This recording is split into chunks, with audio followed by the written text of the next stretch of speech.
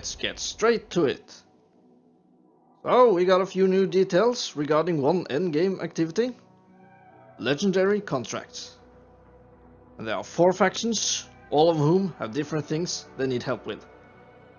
And that means different objectives for us to handle. And every contract will be different. You'll never know what will happen or which order the mission will take. They did say, however, that there won't be repetition per se.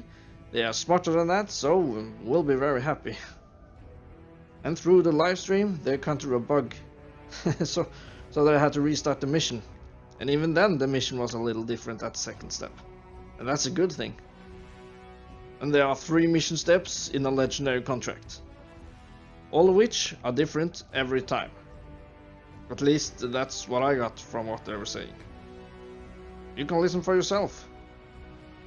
So depending on what agent you got the task from, what you're going to be asked to do will be a bit different. We also want the contracts to be constantly renewable content, that even when you finished all of the story, you can still keep doing them and they'll remain fresh. So they're going to be slightly different every time. I don't want to call them repeatables because that has some negative connotations and we're doing it a little smarter than that. But you won't be able to predict what exactly you're going to be able to do, but you will know that it's related to that faction. For example, Matthias, as we've seen, is very obsessed with fragments when they appear, but he's got other Arcanist-related tasks. For Agent Yera, you might be rescuing a Strider, or helping protect some Arcanists, or things like that. We also did get to see a new enemy. A wolf on 2 legs. It looks like a wolf on 2 legs, doesn't it? And we got to see a small titan. They are smaller than the bigger titans, but bigger than a freelancer. And they don't mess around.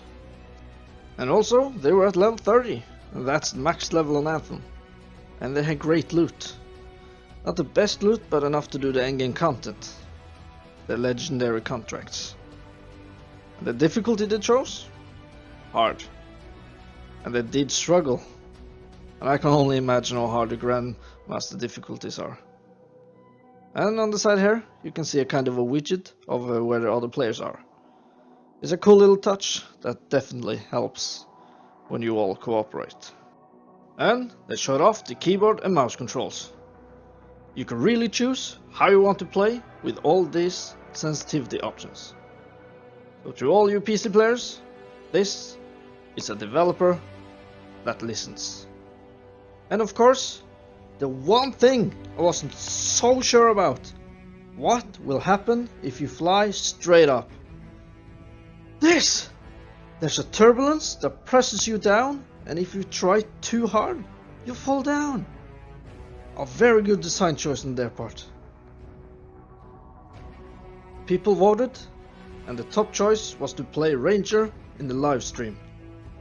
They showed us 2 new abilities: the Sticky Grenade and the Spark Beam. Iron Man in action! Damn, I love it. And that was it from the live stream. Legendary contract activities seems to be a great endgame activity, no doubt. And they are releasing a gameplay series part 2 at a later date, where they talk about more about endgame, like strongholds and legendary activities. What was your favorite new info? Will you be making an Iron Man Javelin? This was the latest details on Anthem. Thank you for watching, and please like, share, subscribe, and hit that bell button to get the latest updates on Anthem. You know, that would help me out a lot. I love you all, and be kind to one another. Until next time.